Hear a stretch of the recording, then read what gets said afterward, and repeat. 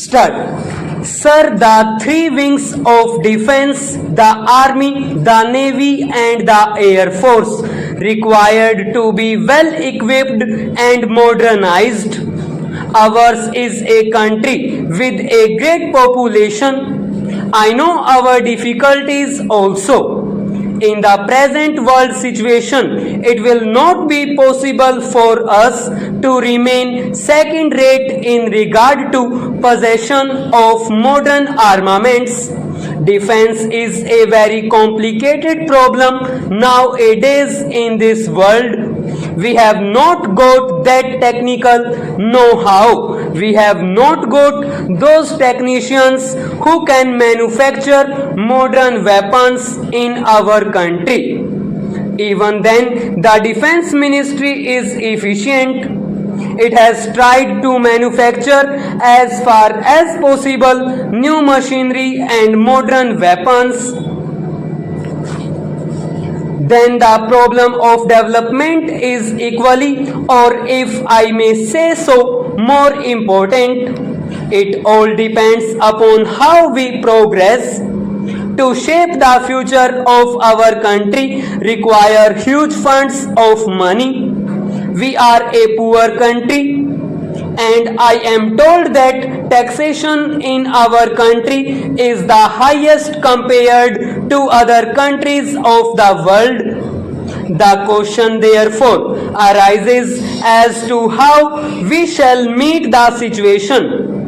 New wealth has to be created, new sources of wealth have to be explored, and in these matters we cannot depend upon friendly countries for coming to our aid in times of necessity.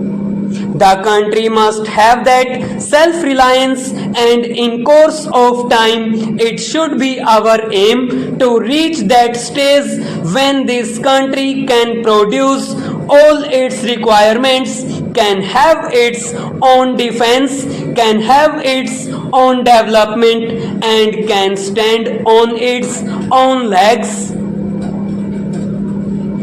If I were to dilate on this, it will take a very long time, and everybody in this house knows the difficulties and the complications of the situation. But even then, I might suggest that this question of development requires to be very carefully handled. Now wealth comes from two sources, one is agriculture and the other is industry. And agriculture is the main base for development purposes. But what do we find about the position of agriculture in our country? I think our Prime Minister suggested that in all the states the Chief Minister should take over the portfolio of agriculture, looking to its importance in the situation. But I do not find any Chief Minister caring to accept the suggestion and take over the portfolio of agriculture in his hands. That shows how serious we are in meeting the situation.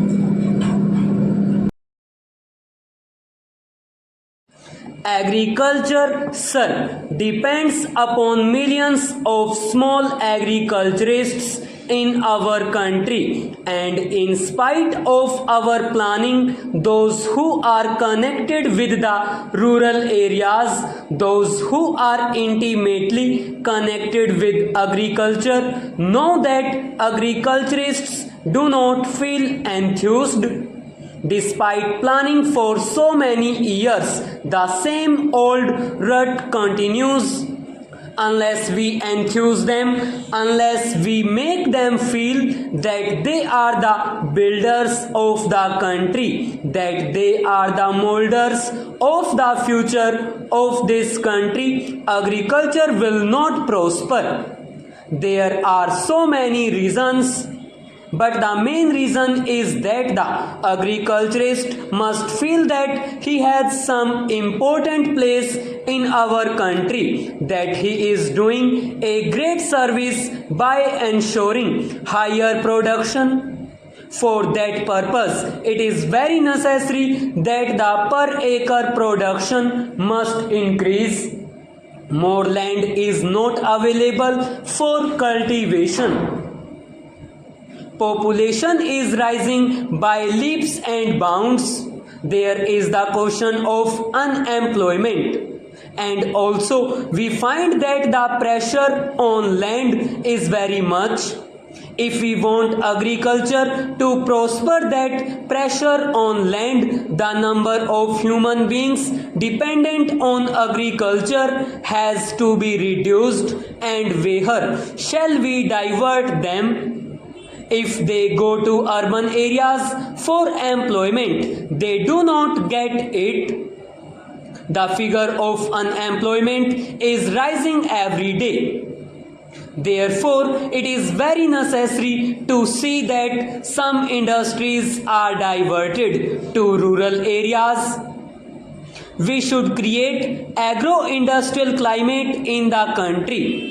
We have been talking of creating this climate all these years.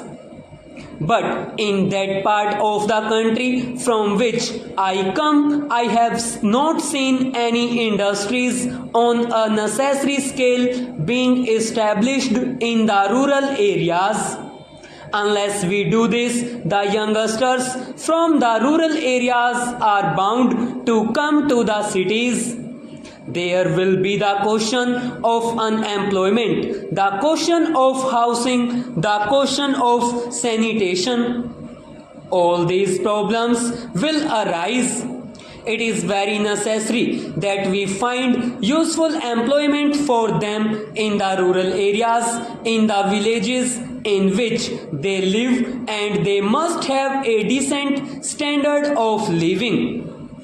With the progress of primary education, with these new modes of transport, people from the villages now come frequently to the cities and see what facilities, what amenities are available in the cities and how backward their villages are comparatively in respect of these amenities, and they feel dissatisfied with the life and they lead, and therefore they are inclined to go in for better prospects, for a better life.